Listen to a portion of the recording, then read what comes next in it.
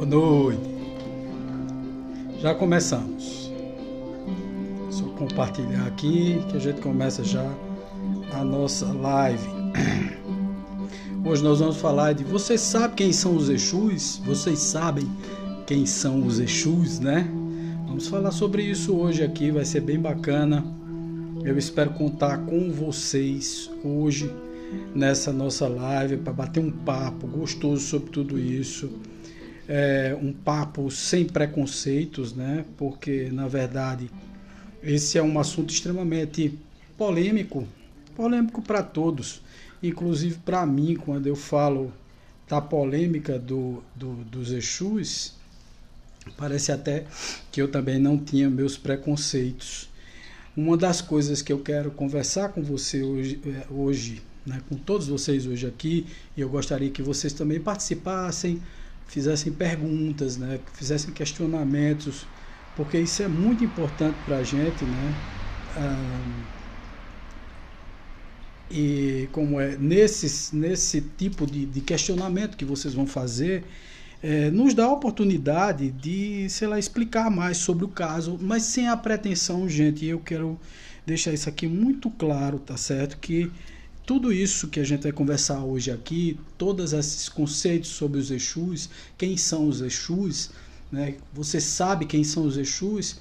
Eu também estou descobrindo, né? Então, na realidade, assim, nós não podemos, na verdade, assim, nos arvorar e comentar sobre uma religião que é uma religião, quer dizer, na realidade, sobre uma entidade, nesse caso uma entidade que serve para diversas religiões e principalmente que é conectada a um orixá, sem nos expor, de certa forma, até em relação às pessoas, porque na realidade na realidade esse tipo de explicação, quando a gente não está dentro da religião, nós estamos falando da religião do outro. Eu vou dizer para vocês e vou esclarecer, deixar muito claro aqui, que eu não sou um umbandista, embora eu esteja vestido como, né, até em homenagem aos Exus, e para desmistificar as cores, né? Porque muita gente diz o preto, o vermelho, coisa de demônio, de diabo, coisa do mal, e tudo isso é uma bobagem, são convenções. Nós convencionamos as coisas muitas vezes, colocamos essas convenções e essas crenças limitantes na cabeça e achamos que isso é verdadeiro, e muitas vezes não tem verdade nenhuma nisso, né? Muitas vezes é uma crença que nós temos, e principalmente é uma forma que nós temos de, assim, de certa forma, sei lá, compartilhar a nossa falta de saber.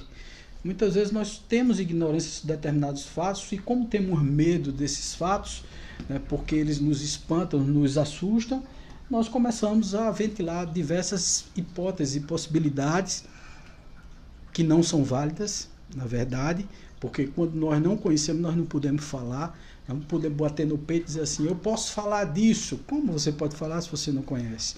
Né? Muitas vezes assim, o nosso preconceito sobre determinadas coisas é oriundo dessa ignorância. E eu posso dizer para vocês, eu tinha um preconceito danado.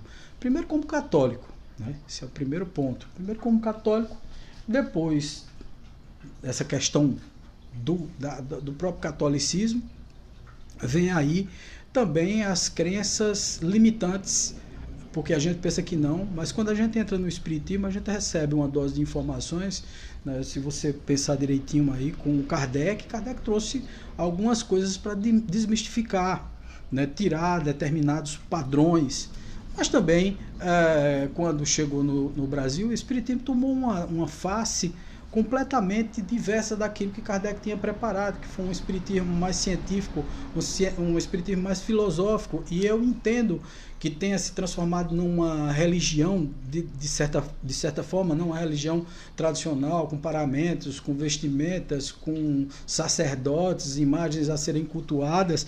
Isso no espiritismo realmente não tem, e às vezes até tem, né? Porque você vê assim um monte de imagens de Kardec, de Emmanuel, de todos esses espíritos que passaram, né, a Joana de Ângeles, né, e todos esses espíritos aí, André Luiz, né, então todos esses espíritos estão pendurados nas casas espíritas. Geralmente a casa espírita é dirigida por uma pessoa que geralmente jamais sai do poder, ela está sempre ali e tal, que também é compreensível, porque nem todo mundo quer pegar essa batuta, né, quer pegar essa batata quente na mão, porque é muito complicado gerir um centro espírita, gerir um centro espiritualista, isso não é fácil, tá certo? Em todos os aspectos, energeticamente, em termos administrativos, financeiros, por falta de apoio, por falta de várias coisas, então não é uma coisa fácil, a gente não pode dizer que é fácil, tá certo? E tem toda uma história atrás dessa mística, por isso que eu disse, olha, assim, eu não posso vir aqui como um bandista falar sobre isso, mas eu posso falar da história, das coisas que eu ando aprendendo sobre a Umbanda, principalmente sobre os orixás, porque já é uma influência das religiões afros, né? Do candomblé principalmente, que veio primeiro, com toda a sua carga e toda a sua mitologia africana, baseada nesses deuses que são os orixás, são oriundos desse deus maior que eles chamam de Olorum ou Zambi, né? E são essas crenças fantásticas, maravilhosas, que nós fazemos questão aqui de trazer para vocês, sem nenhum preconceito, sem nenhum juízo de valor.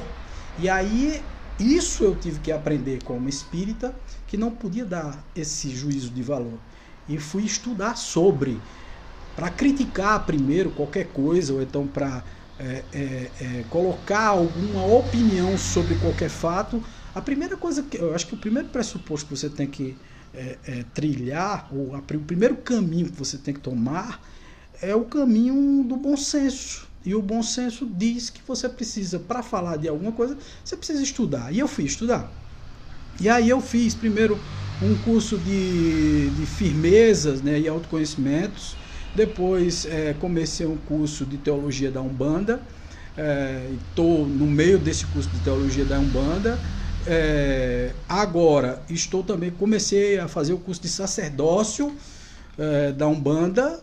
Mas tu vai ser sacerdote de Umbanda, tu vai virar umbandista? Não. E teria muito orgulho de virar umbandista, tá? Eu não estou dizendo não porque quero fugir da raia, nada disso. Não, porque eu sou mais universalista, né? Eu gosto de ter todos esses elementos para poder trabalhar bem, para não ter nenhum preconceito, para não colocar nenhuma teoria engessada no meio.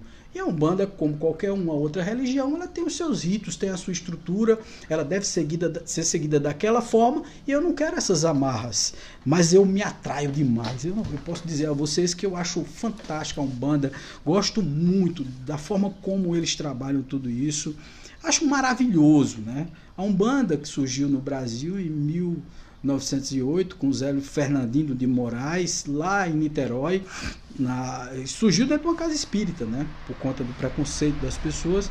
O Zélio de Moraes, na época com 17 anos de idade, terminou fundando a Umbanda com o Caboclo das Sete Encruzilhadas. É uma história maravilhosa e fantástica. Mas vamos atrasar nessa história, né? Vamos contar essa história do começo. De onde surgiu essa história do demônio primeiro, né?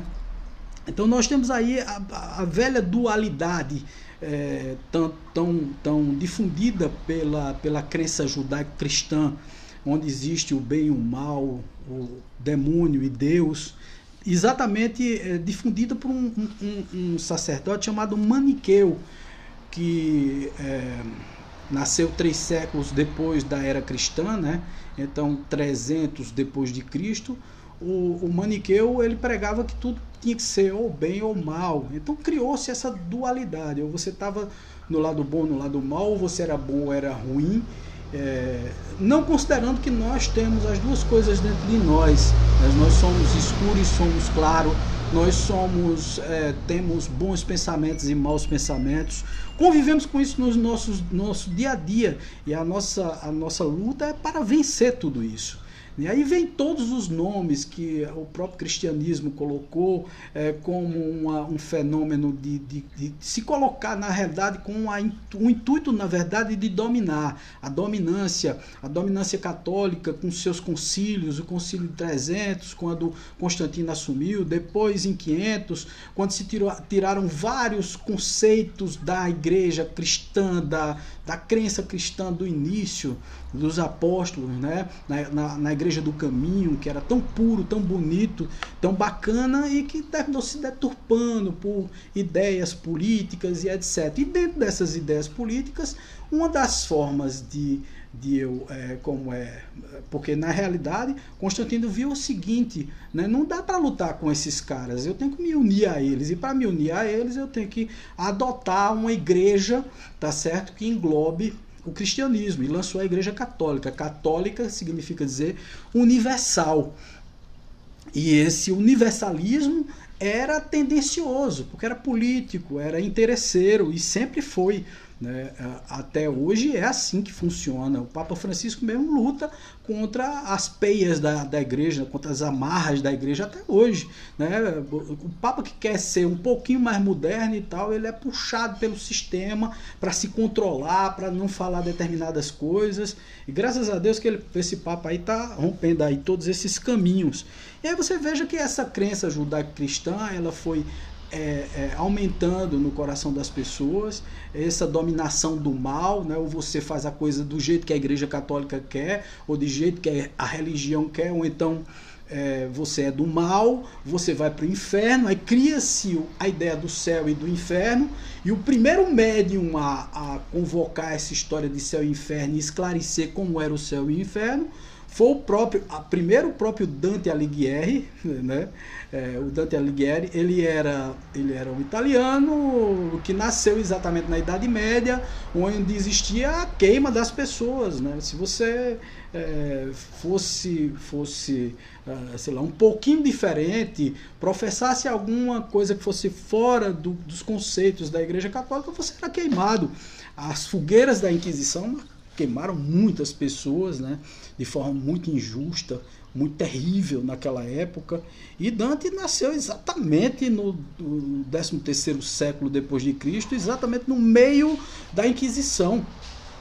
E isso é fantástico, porque ele, no meio da Inquisição, diante de tudo que ele via, dos terrores que ele via naquilo ali, ele escreveu a Divina Comédia, onde lá dentro da própria estrutura da obra tem o inferno, que hoje se chama do inferno de Dante, né?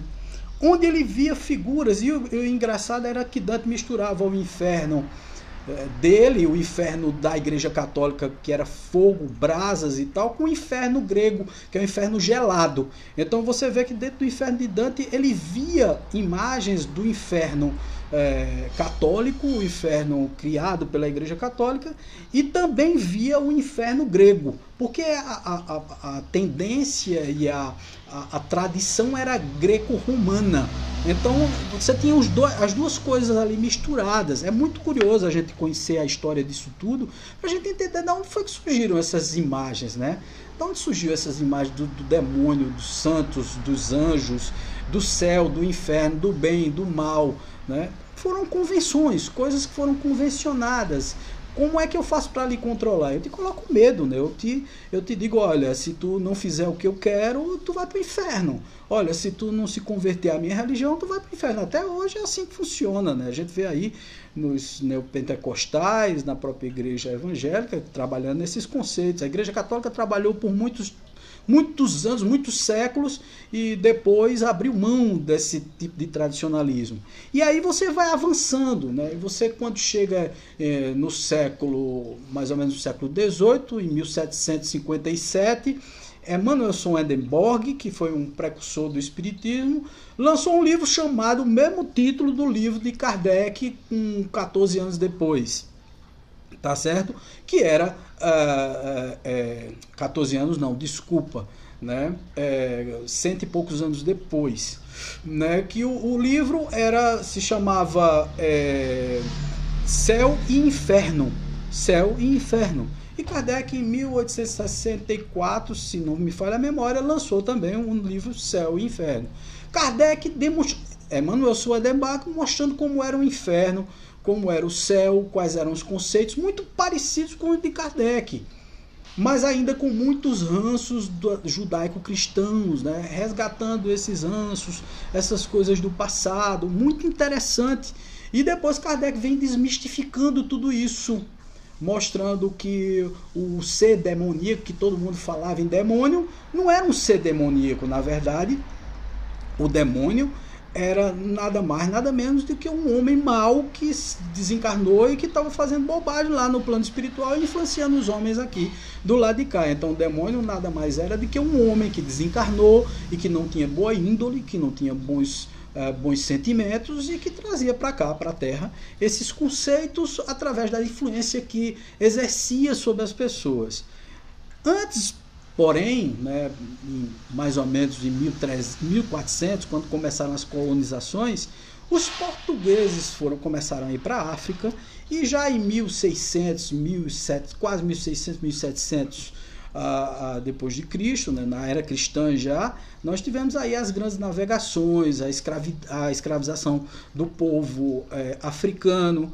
E quando os portugueses chegaram em determinados países da África, eles levaram impositivamente a religião católica, né? Então, o cristianismo chegou na África impondo determinadas coisas. E na nação Nagô e Yorubá, tanto na nação Nagô quanto Yorubá, eles tinham lá os deuses dele, tá?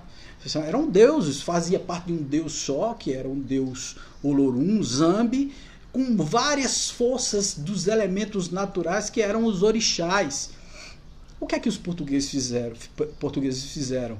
Primeiro levaram a Bíblia, traduziram em Yorubá ou em Nagô e ali substituíram o nome Exu por diabo. Tudo onde tinha Exu, que era o orixá Exu, que significa Exu, gente? Exu significa círculo ou esfera. O Exu, ele é o emissário. Aliás, são dois orixás que estão próximos de Deus. Não é do demônio, é de Deus, né? De Olorum, que é Oxalá, tá certo? Oxalá, que é sincretizado com Jesus, e Exu, tá? E Exu, que não tem um sincretismo diretamente, mas que é muito conectado a outros orixás, né? Dependendo da função de cada um. E que no Brasil, ao chegar, aí é que está a história, foi traduzido na Bíblia africana, né? Todo o nome que tinha demônio, diabo e tal, foi transmitido para o nome de Exu, transferido para o nome de Exu. Então aqueles africanos que foram trazidos para o Brasil através da escravidão já chegaram aqui com um conceito preconceituoso. Eles mesmos tinham um preconceito contra o orixá deles, tá? Porque eles tinham se convertido e quando chegaram aqui tiveram que se converter ainda mais. Os que vieram ainda com o pensamento dos orixás, quando chegaram no Brasil, precisaram realmente se dobrar ao catolicismo no Brasil, a adotar para cada orixá deles, até para poder esconder que estavam cultuando os orixás dele, eles sincretizaram, né? Por exemplo, a Nanã Boroquê, Santa Bárbara, né? Santa Ana, né? Que é Santana, a avó de Jesus, né?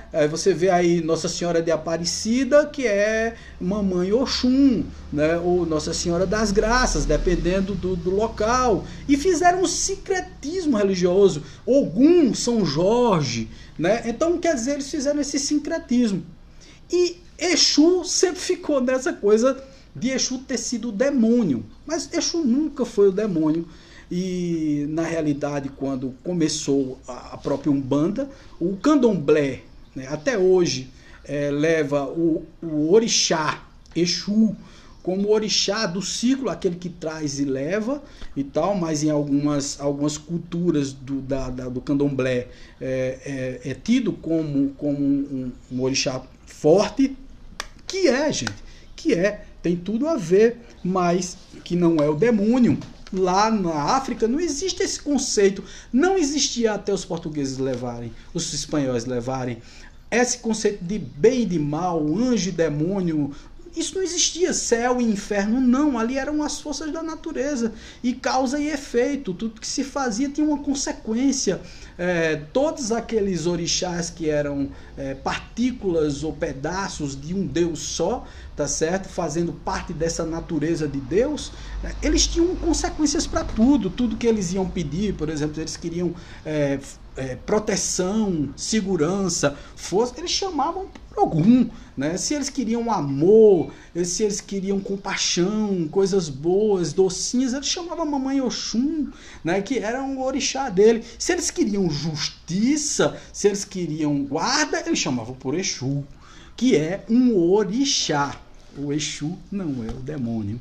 Então é aí onde entra a nossa história e nosso entendimento sobre tudo isso. Quando foi em 1908, o Espiritismo surgiu em 1857. Em 1908, surgiu a Umbanda no Brasil com Zélio Fernandino de Moraes. Ele começou a frequentar uma casa espírita, a Federação Espírita de Niterói. E quando foi chamado por conta de problemas de mediunidade, ele tinha vários problemas de saúde, consequência da mediunidade muito forte nele. E quando foi bater na Federação Espírita de Niterói, começou a se manifestar vários espíritos, né, de índios, de negros, de negras e tal. E você tem que considerar que em 1908 ainda estava muito próximo da abolição da escravidão no Brasil, né? A escravidão no Brasil foi abolida em 1889, portanto fazia muito pouco tempo que no Brasil tinha sido abolida a escravidão. E os espíritas no Brasil nunca queriam admitir que uma entidade, até hoje é assim, porque existe um preconceito muito grande, até hoje os espíritas não admitem que um preto velho se comunique numa casa espírita. Eles acham que é baixo espiritismo, né? E aí a gente nem utiliza essa palavra mais, né? Hoje no espiritismo moderno não se utiliza isso, mas eles dizem assim, não, uma entidade como de pretos velhos são entidades atrasadas, é uma entidade que não funciona bem aqui dentro do nosso ambiente. O curioso disso tudo é que essas entidades são entidades que reencarnaram. Se elas reencarnaram, significa dizer que elas não só foram pretos velhos, pretas velhas, índios, caboclos, homem do povo. Foram também reis, rainhas, filósofos, médicos, engenheiros em outras eras, em outras épocas.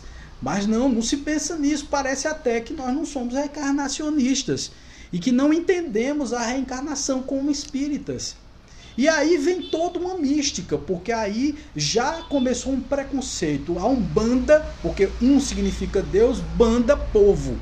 Tá certo? É um dos conceitos da Umbanda. Um Deus, banda, povo. Então, quem era da elite espírita contestava a Umbanda. E aí tinha todo um preconceito católico em cima, depois evangélico e por aí vai. E os próprios umbandistas ficaram com medo de adotar o orixá Exu, que dentro da Umbanda não se manifesta como orixá, ele se manifesta como um enviado desse orixá Exu, dessa esfera, desse que leva e traz as notícias de Deus, leva os seus pedidos. Então isso dentro da religião umbandista, né? Dentro da Umbanda, que a Umbanda é a prática do espírito, ou a comunicação dos espíritos para a prática da caridade. Então veja que coisa bonita, na Umbanda não se pratica o mal também, gente. Umbanda que pratica o mal, que cobra, que vai contra o karma das pessoas, isso não é Umbanda, isso é qualquer coisa menos Umbanda, porque a base da Umbanda é a prática da caridade, é o não afetar, deixa eu passar aí, o não afetar do livre-arbítrio. Então significa dizer que não tem nada a ver uma coisa com a outra e a gente continua sendo extremamente preconceituoso em relação a estudo. Eu venho tentando romper, sabe, esse tipo de coisa, sabe, gente? Eu tinha meus preconceitos, mas eu sempre tive uma cabeça aberta para determinadas coisas. O que eu não entendia, antes de eu criticar e começar a meter o pau, eu começava a estudar, e começava a entender, e começava a perceber que eu estava sendo preconceituoso com determinadas coisas. E comecei a romper tudo isso, né? Tirar tudo isso da minha cabeça.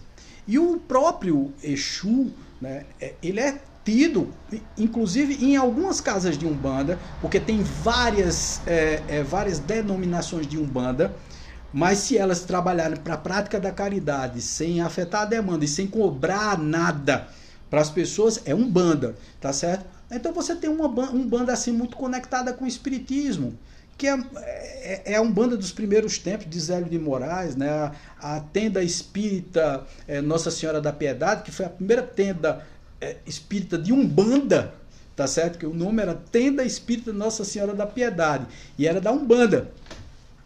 Lá eles praticavam uma Umbanda muito parecida com o espiritismo, e até hoje tem essa linha que é muito parecida com o espiritismo, que não utiliza a força do Exu, ou não tem uma estrutura de Exus como tem em outras linhas de Umbanda, em outras facções de Umbanda, outros tipos de Umbanda espalhado pelo Brasil.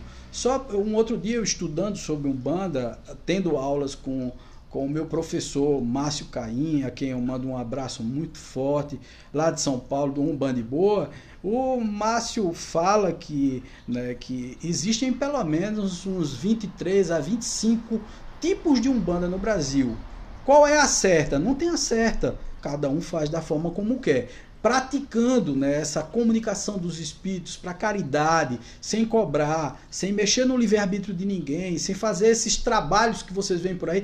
Quando você vê uma galinha no meio da rua com uma boca, um sapo com a boca costurada com o nome de alguém, isso não foi Umbanda, né? Você pode até sei lá, dizer, não tem determinadas Umbandas que sacrificam animais. Hoje em dia a Umbanda não sacrifica mais animais, gente, tá certo? Não trabalha mais com isso, né? Tem algumas linhas de Umbanda que não se bebe mais, não se fuma mais.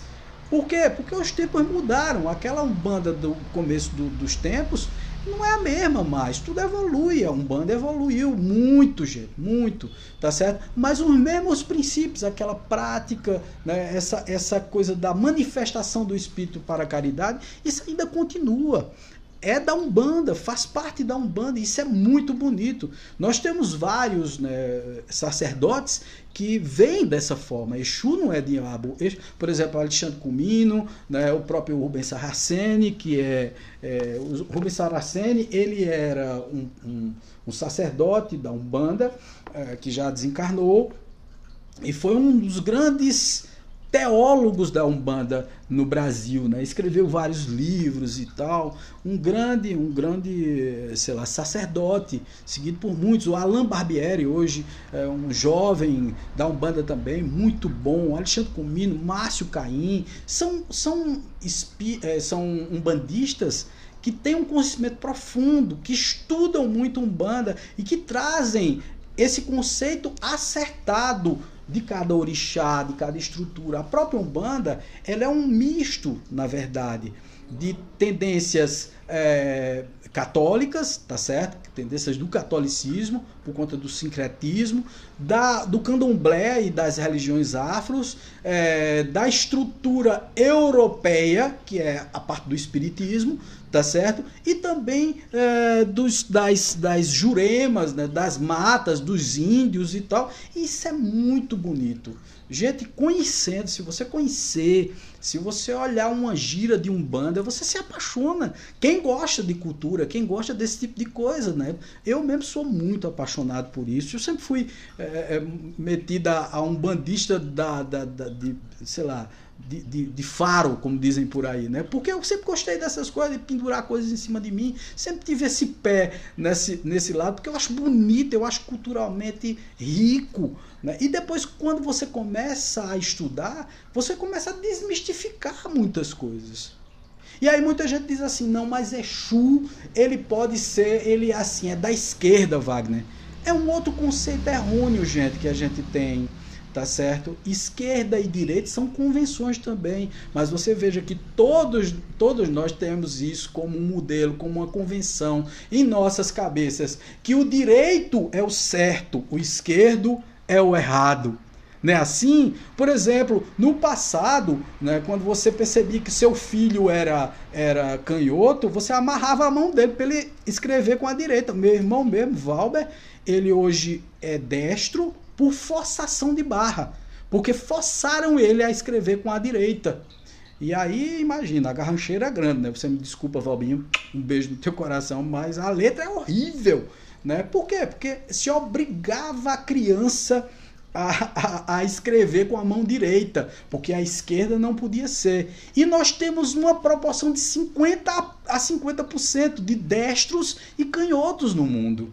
Então não tem certo nem errado em ser da esquerda ou da direita. E aí a própria Umbanda, com os preconceitos que foram trazidos da África, com os preconceitos da Igreja Católica, colocaram o Exu como uma linha de esquerda, né? Os Exus pombagiras, os Exus mirins e tal, é uma linha da esquerda. E o restante, preto velho, cigano, o herê, que é a criança, né? Os caboclos, tudo isso na direita, né? Como assim, não, uns trabalham com amor, outros trabalham com a justiça, com vigor e tal. E é verdade, o Exu trabalha com esse vigor. Porque o Exu, quando dizemos assim, Laroê Exu, Exu é Mojubá. Laroê significa Exu, traga o meu karma para mim, né? Faça com que eu cumpra minha programação espiritual aqui na Terra. É lindo, cara. É muito bonito. Eu me emociono porque, poxa, eu não me imagino mais sem essa cultura fantástica da Umbanda, dos orixás, dessa coisa linda da Jurema, né, da mata, dessa coisa que vem do mato, dessa coisa que vem da selva, das ervas que curam, dos banhos, das defumações. Eu acho isso maravilhoso, porque aí eu me aprofundei e fui procurar saber como isso funciona energeticamente, e funciona muito bem. Por quê? Porque você acha mesmo que os espíritos, quando vão para o lado de lá, eles mudam de face? Ah, não, agora eu virei um santo e agora eu virei espírita. Sou dentro da doutrina de Kardec e eu não me importo mais com a defumação, eu não me importo mais com o banho de ervas e etc e tal. Não, eles são os mesmos. Quando nós desencarnamos, somos as mesmas pessoas do lado de lá do plano espiritual. Significa dizer que eles se influenciam sim por todas essas culturas. Eles obedecem sim quando eles veem uma entidade com determinadas posturas, uma postura mais rígida, mais policialesca e tal, e isso é o que dá a liga do processo. Por exemplo, nas nossas desobsessões aqui, nós utilizamos muitos caboclos, nós utilizamos muitos Exus como guarda, nós utilizamos tudo isso, é um arquétipo, gente, está dentro da cabeça dos espíritos. Os espíritos desencarnaram. Você pensa que eles mudaram a personalidade deles? Não, eles são os mesmos lá no plano espiritual. Então o pessoal do Terra a Terra se influencia por isso, né? E tem toda uma estrutura energética por trás disso tudo, né? A própria fumaça da defumação, do charuto do preto velho, aquilo significa uma desconexão energética, é uma limpeza energética do ambiente, porque está comprovado, é da mata, vem da terra. Então significa dizer que o fumo, ele de certa forma, ele dispersa as energias. Mas Wagner, tem outras formas? Tem outras formas. Vamos usar todas? Vamos trabalhar com tudo isso? Ao invés de a gente ignorar o que existe já, que está na cabeça do povo, que está no imaginário popular e no imaginário dos espíritos que estão do lado de lá, na outra dimensão. Por que não utilizar tudo isso? E o Exu é do mal? Não, o Exu é de esquerda, Wagner. O Exu tanto pode fazer o bem como fazer o mal. É um outro conceito errado. Vamos entender isso, veja. Uma entidade como o Exu, ele está aqui para nos proteger, né? Ele faz parte dessa guarda, são os anjos da guarda, né? Que no catolicismo se fala anjos da guarda, são espíritos guardiões dentro do espiritismo, e na Umbanda são Exus. É muito simples. É só dividir assim, né? Que você vai entender que é o mesmo espírito, só que você dá nome diferente a ele.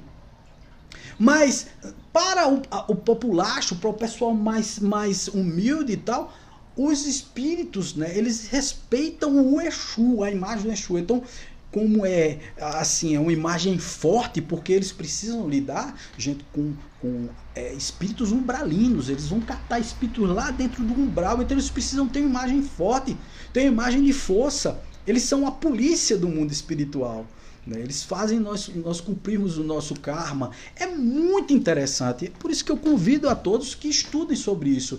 Então, o espírito não é do mal. E se ele é um espírito do bem, que está nos fazendo bem e nos guardando, como é que ele pode ser um espírito que pode praticar o mal e praticar o bem? Que você pode chamar meu Exu, vou chamar meu Exu e vou mandar ele matar fulano de tal. Um espírito que chegou à luz, matar alguém. Gente, quando começa a entrar o mal, né? Quando começa a entrar essa questão de vingança, de demanda, de não sei o que você diz assim que foi um Exu, não foi um Exu, foi um quiumba que estava ali. Foi um espírito de baixo calão, foi um espírito que adota o nome de Exu. Veja, eu posso dizer aqui a vocês que eu não sou Wagner, eu sou João. Eu posso dizer a vocês que não sou psicoterapeuta, que sou, sei lá, médico. Não posso? Eu posso mentir. Os espíritos mentem. Kardec falou isso na codificação espírita. Abra o livro dos espíritos que você vai ver. Abra o livro dos médiuns, as comunicações espíritas, as evocações. E aí ele classifica os espíritos e coloca lá que tem espíritos que são enganadores, que enrolam você, que ludibriam você. Então, por que isso não tinha também do lado da Umbanda, né? Por que não um espírito se passar por um Exu? E aí, como o Exu tem um nome tão carregado e tão eivado de preconceitos, aí fica parecendo que o Exu faz o mal. O Exu não faz o mal, gente. O Exu só faz o bem. Quando você olhar, né, o preto, o vermelho, a mim também espantou. Por exemplo, eu sou de um time que é vermelho e branco, né? E não por acaso o meu Exu é Zé, né? Seu Zé Pilintra, que é branco e vermelho. Eu sou do Náutico. Mas não é por isso, gente. Eu acho bonito também a cor vermelha e preta, né? Meu avô era do Flamengo e tal. Eu acho bonito também. Mas as pessoas associam vermelho e preto a quê? Ao demônio, a coisa ruim, ao cramunhão e etc. O demônio propriamente dito, gente, ele não existe como um ser criado eternamente para o mal, né? Não existe um espírito que decaiu, um espírito que estava na luz e caiu. Isso não existe, gente, né? Que a gente diz que Lúcifer foi um anjo decaído que saiu de lá, do lado de Deus e quis competir, concorrer com Deus. Isso não existe. Essa ideia é uma ideia falsa. É uma ideia distorcida do processo. O processo é completamente outro. Depois eu vou conversar com vocês em outra live, oportunamente, sobre os exilados de capela, sobre esses espíritos que saíram de orbes, de mundos muito evoluídos e vieram para a Terra. Então eles chamam de espíritos decaídos, né? São os verdadeiros demônios que hoje nós vemos pelas as literaturas escritas pelos médiuns, né, através dos espíritos, né, através dos médiuns, os espíritos se comunicaram e falaram sobre esses dragões, que são espíritos que vieram de outros orbes, não se conformam e são espíritos realmente que não querem o avanço da Terra. E pela própria psicografia de Robson Pinheiro, Vanderlei Oliveira, vários outros espíritas, né, que vieram trazer essa nova realidade para nós aqui. E que nós ignoramos, porque nós só queremos compreender da forma evangélica que o Espiritismo nos trouxe. Mas não, o próprio Robson Pinheiro trouxe a realidade dos Exus, a realidade dos pretos velhos, a realidade dos caboclos, tudo isso. O Vanderlei Oliveira, a mesma coisa, falando sobre esses dragões, sobre esses espíritos que são verdadeiros demônios, porque eles são realmente contra a luz, contra as forças de Cristo aqui na Terra. Mas eles são demônios, foram criados por mal, um dia eles não vão evoluir? Vão sim, gente. Todos nós evoluímos, inclusive esses que são péssimos hoje. Eu recomendo, inclusive, a leitura dos Dragões, de Vanderlei Oliveira, maravilhoso, que ele fala sobre essa trama do mal na Terra. O próprio Robson Pinheiro, com a sua trilogia, né, Senhores da Escuridão, A Marca da Besta e Legião, são 3 livros onde você descobre várias nuances em relação a isso tudo, né? Toda a estrutura, toda essa literatura vasta que tem por aí, pra você ler, para você tirar esse preconceito de dentro de você. Exu ele é um espírito de luz, um espírito que está evoluído. Como é que o espírito evoluído, tá certo? Ele tem proximidade com você, porque o Exu, ele reencarnou há pouco tempo, né? Ele ainda faz parte dessa casta de espíritos que foram para lá, se convenceram, foram dobrados pelo bem, a luz chegou neles e eles hoje são seus protetores, eles guardam você. Como é que uma pessoa que guarda você, que já está no bem, vai voltar para ser do mal? Isso não existe, gente. Não existe o espírito que, não, hoje eu vou fazer o mal porque Wagner hoje está malzinho e eu sou dele. Primeiro, eu não tenho Exu, o Exu me protege. Eu é que preciso reverenciar esse espírito puro, esse espírito evoluído chamado Exu, e dizer muito obrigado por me defender, muito obrigado por guardar a minha casa, o meu espaço, o meu SEC, a minha vida. Muito obrigado, meu anjo da guarda. Ele é meu anjo da guarda. Ele é o meu espírito protetor. Ele toma conta da minha casa, da minha vida. E tem vários níveis desses guardiões que o próprio Robson Pinheiro trouxe, né, com os guardiões, né, a estrutura dos guardiões, que ele tem aí todo o colegiado de guardiões. Fantástico, cara. Eu acho bacana isso, porque a gente precisa conhecer para tirar o preconceito, conhecer para tirar esse ranço que nós temos, católico, judaico, cristão, em nossas mentes. Exu não faz o mal e faz o bem. Não existe esse espírito assim, gente. Não, é pelo meu bel prazer, Wagner, porque tem pessoas que... Agora, tem pessoas que usam assim? Tem. Tem umbandas que se comportam dessa forma, dizendo que Exu pode ser do bem, pode ser do mal. Tem. Lógico que tem, né? Na vida tem de tudo, né? No mundo tem todo tipo de comportamentos.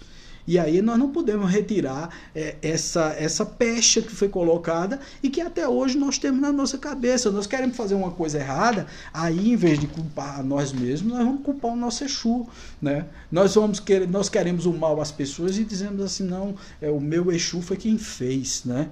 E aí coloquei, você acha mesmo que uma entidade de luz vai se trocar por uma garrafa de cachaça, por uma garrafa de uísque ou qualquer coisa desse tipo? Eu fiz um trabalho e aí eu tenho que retirar esse trabalho. Isso não existe, gente.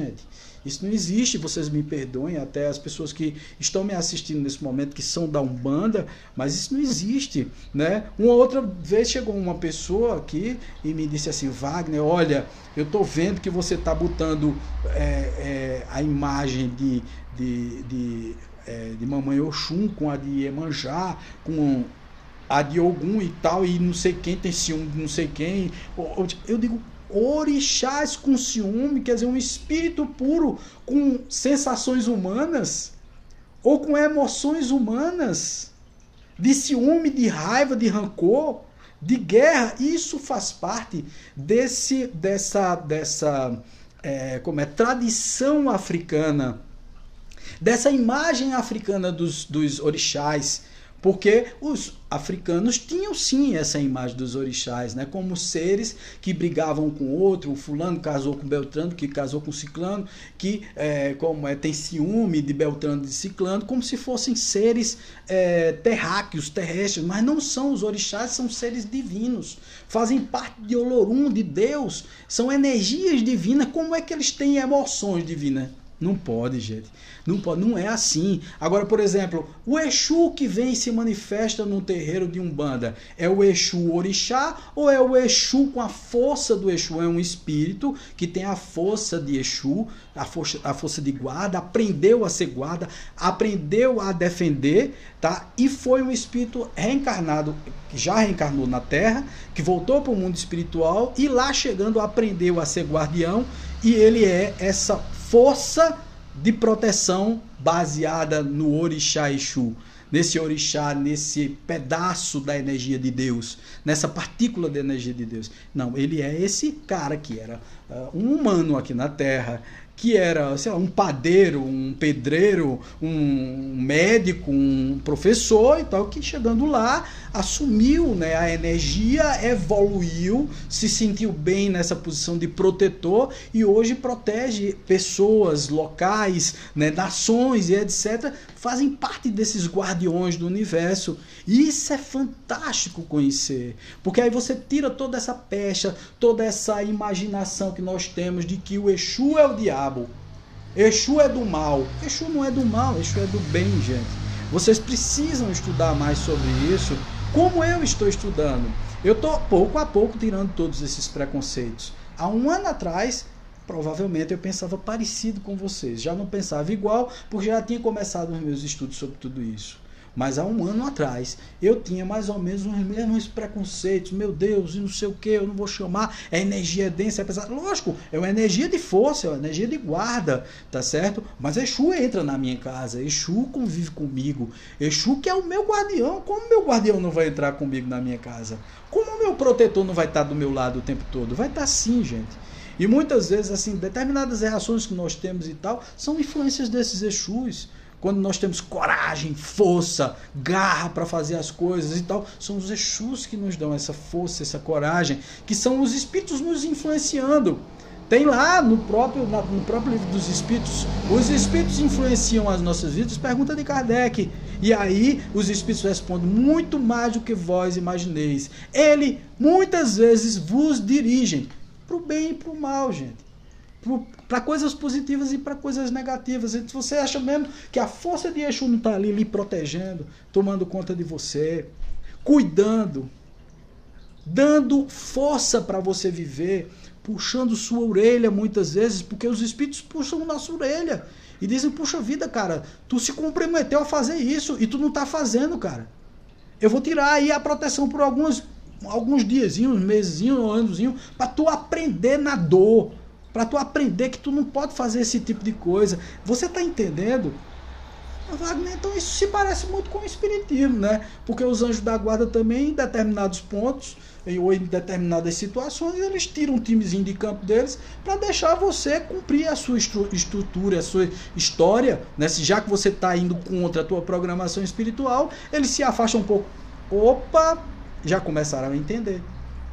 É a mesma coisa, gente, só que o nome é outro. Denomina-se de uma outra forma, mas é o mesmo espírito.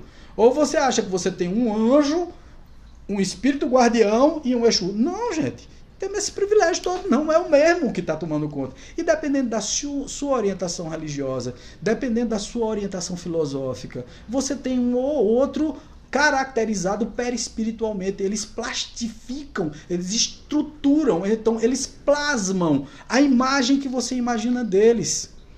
Tá certo? Então, dentro da Umbanda, aí você, sim, Wagner, mas eu vejo os Exus, Exu caveira, Exu capa preta, Pomba gira, não sei o que, Maria caveira, bababá. São arquétipos, minha gente, que são válidos, sim.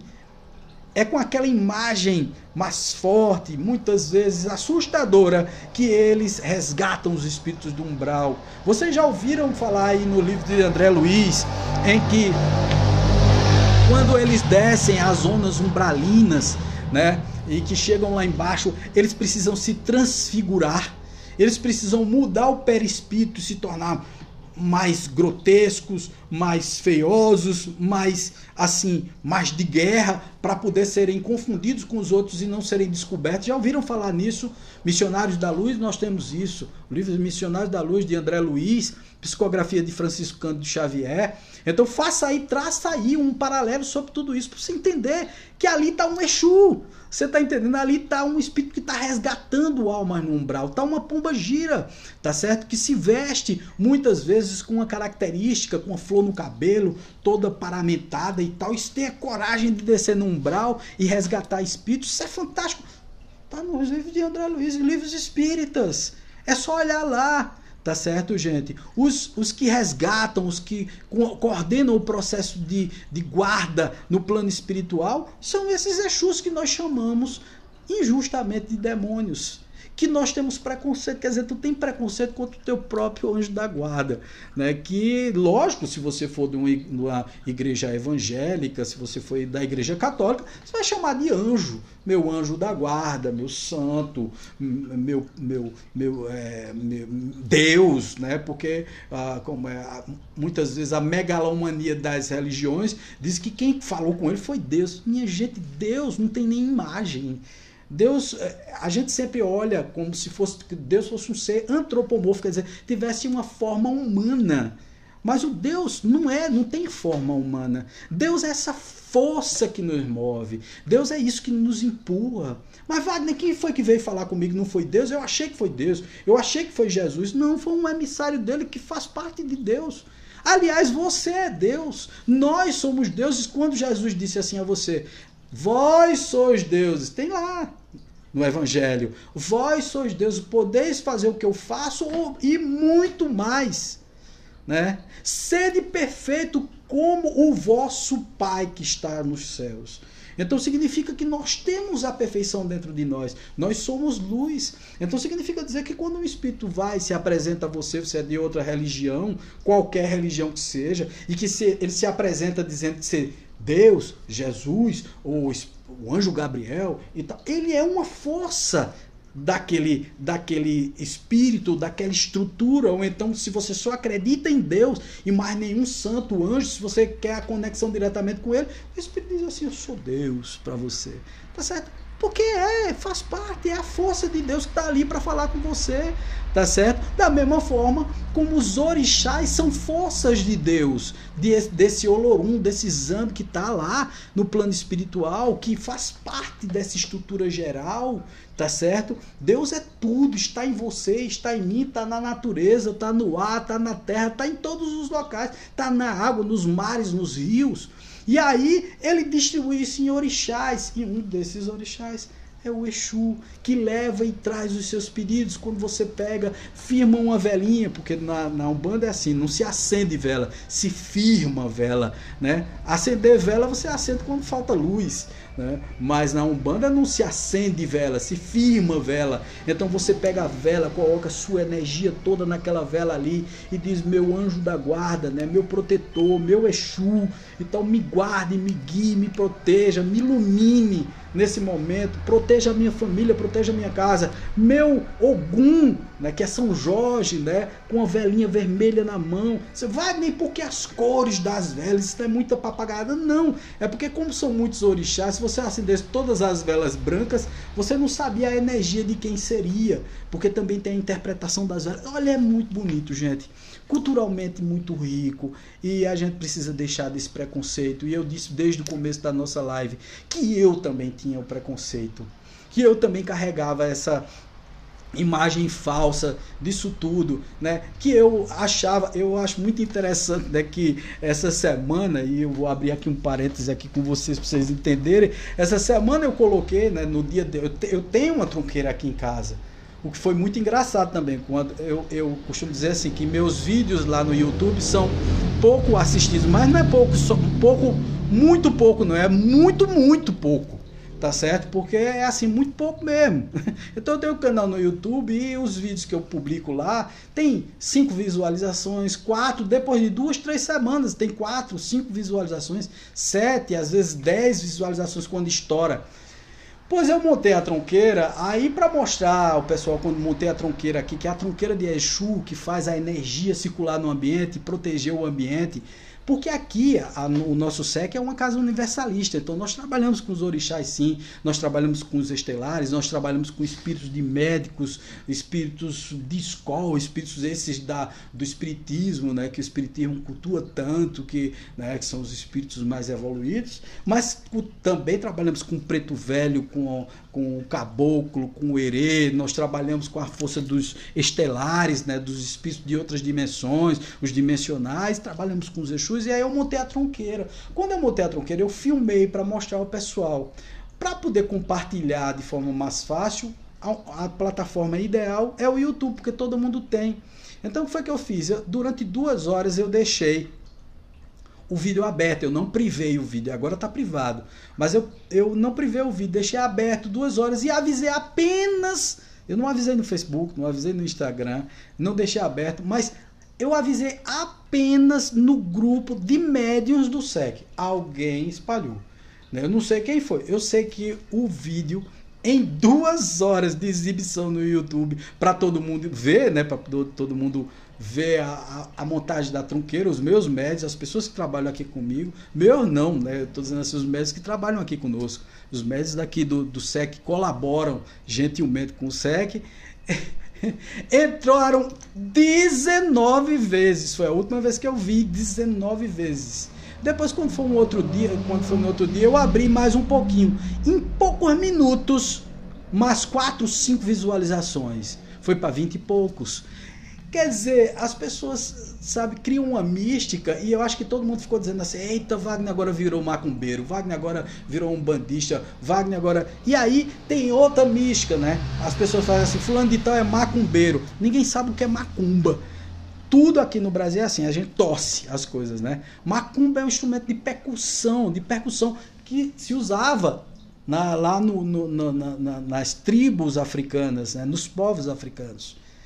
E aí todo instrumento de percussão, quando você bate, que faz aquela movimentação de sons, que também é um grande dispersor energético, induz ao transe e etc., ao transe mediúnico, né? Tudo tem um fundamento, tudo tem uma estrutura. A gente ignora e aí a gente diz, isso é macumba, isso aí é galinha preta, não sei o quê. E aí quando eu divulguei durante essa semana, né, eu faço sempre... A renovação da energia da tronqueira todas as segundas-feiras, que é dia de Exu, é dia do protetor, né? Então o que é que a gente faz? A gente faz toda uma firmamos as velas. Wagner, você espírita, firmamos velas. Pois é, firmamos velas sim, porque hoje eu me considero um universalista, mas com filosofia muito baseada no espiritismo. Tudo eu pesquiso, tudo eu vou atrás, tudo eu amplio a visão. Eu não tenho aquela visão, né, estanque, fechada, não. Eu olho para todos os lados. Aonde está a lógica, o sentido disso tudo? Então eu utilizo baseado no sentido de tudo, na utilidade de tudo. Então, no dia que eu firmei e tal, eu fiz a divulgação para vocês. Coloquei assim o Exu, não sei o que, tava com essa roupa, inclusive, tá certo? Com as contas, né, com todas as minhas firmezas, essa coisa toda, todo de preto. E aí eu coloquei algumas coisas de Exu, alguns banners e tal, o banner dessa palestra. E aí embaixo tinha assim um compartilhamento. Eu vi que tinha um compartilhado. Quando eu fui para a página do cara que tinha compartilhado, eu digo, eita, graças a Deus, alguém deixou de preconceito. O quê? Tinha assim, né? Olha fulano, aí embaixo o cara chamou a atenção, né? Porque você marcou o nome da pessoa, tinha assim, está repreendido em nome de Jesus. Eu quase tinha um ataque de riso com o cara. Quer dizer, veja o preconceito, veja até onde nós vamos com o nosso preconceito.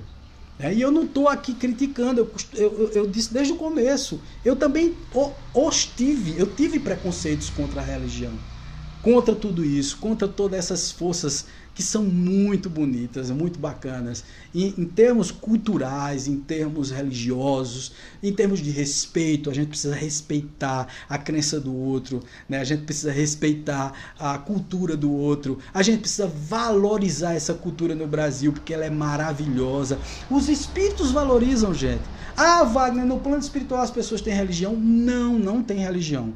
Eles se misturam lá dentro, tá? Eles se confraternizam, eles se ajudam. A egrégora evangélica ajuda a egrégora umbandista, que ajuda a egrégora espírita. Lógico, tem uma tendência. Por quê? Porque eles encarnaram naquela religião. Então eles têm uma tendência daquela religião, se veste como, né, e tal. Às vezes, né, tem a egrégora católica, que você vê muitos padres e tal. Por exemplo, tem vários centros espíritas espalhados pelo Brasil com nome de entidades que foram espíritos que aqui na Terra eram católicos. Por exemplo, lá Frei Luiz, lá no Rio de Janeiro, que tinha materializações, quer dizer, uma entidade católica homenageada pelo centro espírita, porque Frei Luiz aparecia, se materializava nesse centro, que era um centro espírita, não era um centro de umbanda, um terreiro de umbanda ou de candomblé, era um centro espírita.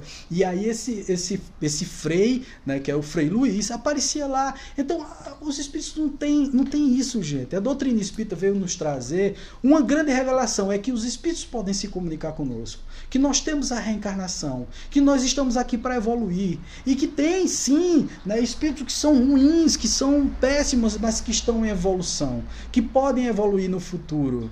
Que existem essas características tão variadas dos espíritos lá no plano astral, né? Que nós devemos valorizar esses espíritos, valorizar também o diálogo com eles, porque quando eu vou falar, se eu tenho conhecimento de causa, utilizando as técnicas de neurolinguística, de hipnose, todas as técnicas que eu sei da psicoterapia e tal, quando eu vou conversar com eles, e mais o conhecimento de que existem os Exus, de que existem os protetores, de que existem os quiumbas, de que existem espíritos ruins e tal, sei do que é que eles têm medo, sei do que é que eles temem, do que é que eles respeitam, e eu os respeito também, tá certo? Eu consigo trabalhar muito melhor essa desobsessão, quer dizer, criando um relacionamento, muitas vezes facilitando a comunicação, utilizando a neurolinguística, utilizando argumentos que são válidos para eles. Vocês percebem isso, gente? Eu acho assim que é tão fantástico isso. A gente pode criar tantas coisas bacanas quando a gente retira sei lá, a escuridão da ignorância, tá certo? Porque ignorar é péssimo, gente. Ignorância significa não saber. E muitas vezes quando a gente não sabe, desconhece, a gente tem preconceitos, a gente vai contra, a gente é maledicente, a gente fala por trás, a gente deseja um mal, tudo porque ignoramos. Essa semana tivemos aí um espetáculo dantesco, época dos pais, aí porque uma determinada empresa cismou de fazer uma homenagem e colocou um casal gay e tal, as pessoas começaram a meter o pau, quer dizer, não é tua vida, cara, não é tua vida, fica na tua, tá entendendo como é o negócio? Não, mas a tradição da família, isso é uma grande bobagem, gente. Para os espíritos existir isso. Deixa eu dar uma informação para vocês. Vocês sabiam que a gente não tem sexo? A gente só tem sexo quando vem para o mundo. E lá no plano espiritual, quando estamos ainda em estágios vibracionais e de pensamento muito baixos. Mas depois que a gente evolui, não existe mais sexo. Vocês sabiam que a gente, ora, pode vir como homem, ora pode vir como mulher? E ora pode vir como homem, mas com uma tendência muito mais feminina. E aí acontece o processo do homossexualismo feminino ou masculino. E qual é o problema disso? Vamos conviver com isso da mesma forma como a gente tem preconceito com os Exus. A gente tem preconceito contra opções sexuais, opções de pensamento, opiniões políticas, religiosas. Isso é muito feio, né? Isso é muito condenável para você mesmo. Você vai se sentir mal. Não sou eu que estou lhe condenando, né, achando ou deixando de achar. Faça o que você quiser da sua vida. Mas não é tão bom saber, não é tão bom compreender, não é tão bom aprender. Porque aprendendo nós nos tornamos mais leves, o coração se amplia, a mente, né, dá uma ampliada do tamanho do mundo e nós começamos a enxergar as pessoas como elas são e não pelo que elas vestem, pelo que elas têm. Não, é o que elas são intrinsecamente. Pessoas, seres humanos, as entidades também são assim. Quem evoluiu não volta atrás, tá certo? Ah, não, eu evoluí, agora faço bem, mas de vez em quando vou lá e faço mal. Isso é coisa de gente, de seres humanos. Nós somos assim. Nós temos o mal e o bem, a escuridão e a clareza, a luz na nossa vida. Nós estamos, ora, tentando seguir o claro, tentando seguir a luz, tentando seguir as coisas positivas. Mas nós temos só uma coisa? Não, gente, nós temos tudo em nós. Nós somos um complexo de energias que precisamos lutar para essa luz que pode nos tirar de determinadas situações energéticas negativas, que pode nos afastar de coisas positivas, de coisas do bem, entendeu? E Exu ajuda. Exu protege, Exu alivia suas dores, Exu puxa sua orelha, Exu tira espíritos do umbral, Exu é corajoso, Exu é esse espírito que topa tudo por você. Então, não negue seu Exu, não negue seu anjo da guarda, não negue aquele quem lhe protege, que lhe dá força, que lhe dá amor. Não negue, tá?